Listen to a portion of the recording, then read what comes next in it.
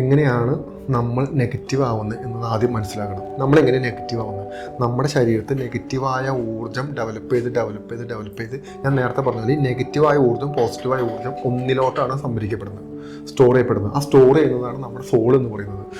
നമ്മൾ ജീവിക്കുന്ന കാലം മുഴുവനും നമ്മൾ നെഗറ്റീവായ കാര്യങ്ങൾ ചെയ്തു കൂട്ടി, നെഗറ്റീവായ കർമ്മങ്ങൾ ചെയ്തു കൂട്ടി. അതിലും ഡേഞ്ചറായ ഒരു കാര്യമുണ്ട്, ഈ നെഗറ്റീവായ സോളുകളുമായിട്ട് നമ്മൾ കണക്റ്റഡ് ആവും. ദുർമന്ത്രവാദം, ഈ പറയുന്ന ആവശ്യമില്ലാത്ത മന്ത്രങ്ങൾ ഉപയോഗിക്കുക തുടങ്ങിയിട്ടുള്ള ഇപ്പോൾ ഈ പറയുന്ന ഒരുപാട് കൂടോത്രം തന്നെ അതിനകത്ത് ഒരുപാട് സെഗ്മെൻറ്റുകളുണ്ട്. ഇതെല്ലാം ഇപ്പം ഞാനെന്ന് പറയുന്ന വ്യക്തി എൻ്റെ ജീവിതത്തിൽ മുഴുവനും ഒരു നെഗറ്റീവായ കാര്യത്തിന് വേണ്ടി ഫോക്കസ് ചെയ്യാം. ആൻറ്റി ക്രൈസ്റ്റ്, സേവകൾ, നരബലി തുടങ്ങിയിട്ടുള്ള ഒരുപാട് ബലികളുണ്ട് അതിനകത്ത്. ഇതെല്ലാം നമ്മൾ ഒരു പർട്ടിക്കുലർ ഒരു നെഗറ്റീവ് സോളിന് വേണ്ടി ഞാൻ ചെയ്തുകൊണ്ടിരിക്കുകയെന്ന് വിചാരിക്കാം.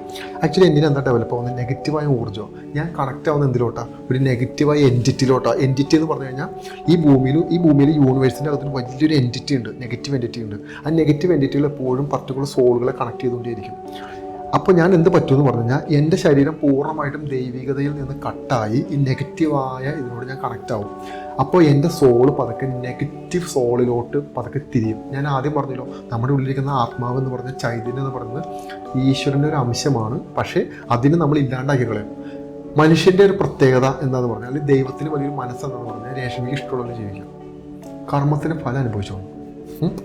ഒരു കാര്യം ചെയ്തു കഴിഞ്ഞിട്ട് പിന്നെ പോയി കരയും പിഴിക്കുകയും ചെയ്യരുത്. എന്താണോ കർമ്മഫലം അത് അനുഭവിച്ചോളൂ. നമ്മൾ ബൈബിളിൽ കാണുമ്പോൾ നമുക്ക് കാണാൻ പറ്റും, ആദത്തിന് ഹവയുടെ കഥയൊക്കെ കാണുമ്പോൾ നമുക്ക് മനസ്സിലാക്കാൻ പറ്റും അത് എന്താണ് പറഞ്ഞു വരുന്നത് എന്ന് പറഞ്ഞ് രേഷ്മയ്ക്ക് പോസിറ്റിവിറ്റിലോട്ട് പോകാം, നെഗറ്റിവിറ്റിലോട്ട് പോകാം.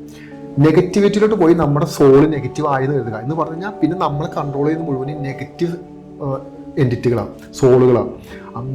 അങ്ങനെ ബന്ധപ്പെട്ടിരിക്കുന്ന ഒരുപാട് സോളുകൾ നമുക്ക് ചുറ്റുമുണ്ട്. ഇങ്ങനെയുള്ള ആളുകളെല്ലാം ഈ കൂടോത്രം ഇത്തരത്തിലുള്ള കാര്യങ്ങളൊക്കെ ചെയ്യുന്ന ആളുകൾക്ക് മരണം ഭയങ്കര ബുദ്ധിമുട്ടാണ്. ഇവർ മരിക്കില്ല, ഇവരിങ്ങനെ മരിക്കാതെ കിടക്കും. ശരീരത്തിൻ്റെ അകത്ത് തകിടുകൾ കയറ്റുന്ന രീതികളുണ്ട്. ശരീരത്തിനകത്ത്, തുടയ്ക്കകത്ത്, വയറ്റിൻ്റെ അകത്തൊക്കെ തകിടുകൾ, അതായത് ദുർമന്ത്രവാദങ്ങൾ, മന്ത്രവാദത്തിൻ്റെ നെഗറ്റീവ് സാധനങ്ങൾ എഴുതിയിട്ട് വിഴുങ്ങുന്ന ആളുകളുണ്ട്. എന്ന് പറഞ്ഞു കഴിഞ്ഞാൽ ആ തകിടിലോട്ട് ശക്തി നമ്മൾ കൊടുത്തതിന് ശേഷം ഉള്ളിലോട്ട് വിഴുങ്ങുക. പിന്നെ നമ്മൾ മന്ത്രം ജപിക്കേണ്ട, ഇത് ഉള്ളിൽ ഇങ്ങനെ പ്രൊഡ്യൂസ് ആയിക്കൊണ്ടിരിക്കും. ഇവർ മരിക്കാൻ ബുദ്ധിമുട്ടാണ്. മരിച്ചു കഴിഞ്ഞാൽ ഇവർക്ക് ഒരിക്കലും തിരിച്ചു പോകാൻ പറ്റില്ല.